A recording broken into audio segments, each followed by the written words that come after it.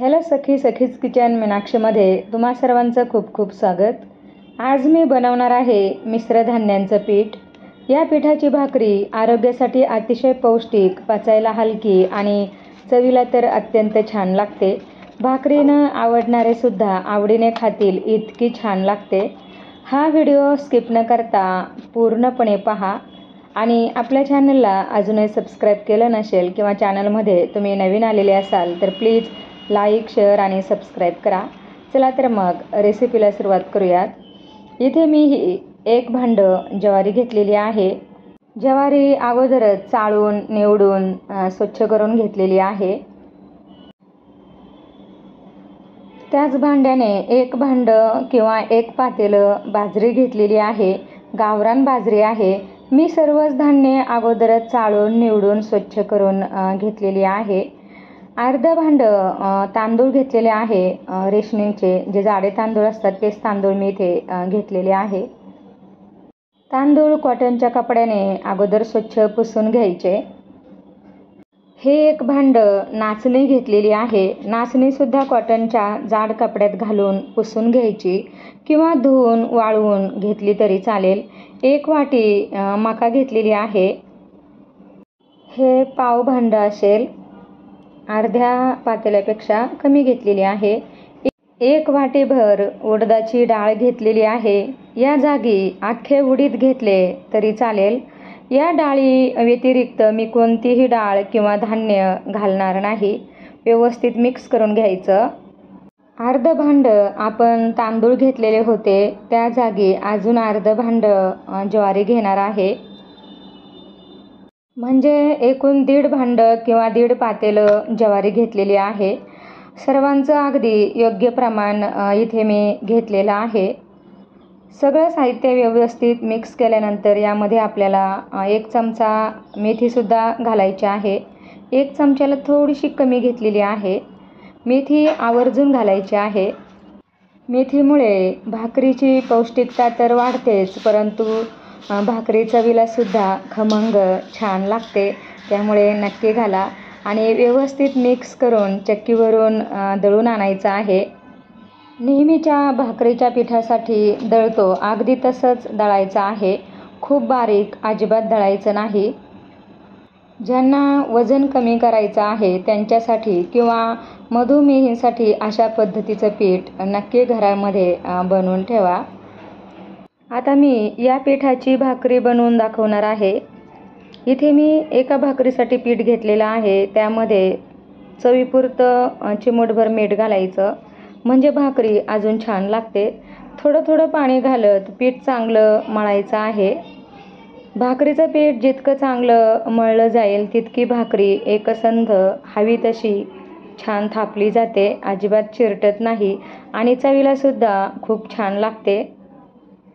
या आधीच्या व्हिडिओमध्ये मी सालीसहित कडधान्य वापरून थालीपीठाची भाजणी बनवलेली आहे. तो व्हिडिओ नक्की पहा. आणि त्याही आधी अजून एक थालीपीठ भाजणीचा व्हिडिओ टाकलेला आहे. त्यामध्ये सुद्धा सर्व मिळून 17 ते 18 वस्तू आहे. तो सुद्धा नक्की पहा. या भाकरीच्या पिठामध्ये उडीद सोडले तर बाकी कडधान्य घेतली नाही. फक्त भाकरीसाठीचेच धान्य मी इथे घेतली आहे, तेही व्यवस्थित प्रमाणासह. या पिठाची पातळ गरमागरम भाकरी खायला खूप छान लागते आणि पचायला सुद्धा हलकी असते. मिश्र धान्यांची भाकरी शक्यतो आयत्या वेळी बनवून खाल्ली तर जास्त खमंग आणि खुसखुशीत लागते. आणि आपल्या आहारामध्ये सर्व धान्यांचा समावेश होतो. काहींना बाजरी उष्ण आहे म्हणून चालत नाही आणि नाचणीचे इतके गुणधर्म माहीत असून सुद्धा नाचणीची भाकरी खावीशी वाटत नाही. त्यांच्यासाठी अशी भाकरी खायला काही हरकत नाही.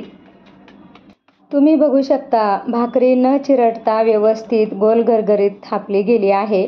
पीठ चांगले मळायचं, घाई करायची नाही. मिश्र पिठाची भाकरी थोडी पातळसरच छान लागते, म्हणजे चपाती इतकी पण पातळ करायची नाही. अशा पद्धतीने उचलून तव्यावर टाकायची आणि सर्व बाजूंनी भाकरीला पाणी लावून घ्यायचं आहे. आणि पाणी सुकायला सुरुवात झाली की लगेचच उलटून घ्यायची आहे. जास्त वेळ भाकरी तशीच ठेवायची नाही. भाकरीची खालची बाजू व्यवस्थित भाजली की नंतरच ती तव्यावरच भाजायची आहे. ही गरमागरम भाकरी लगेच खाल्ली तर खूप खरपूस, खमंग, खुसखुशीत छान लागते.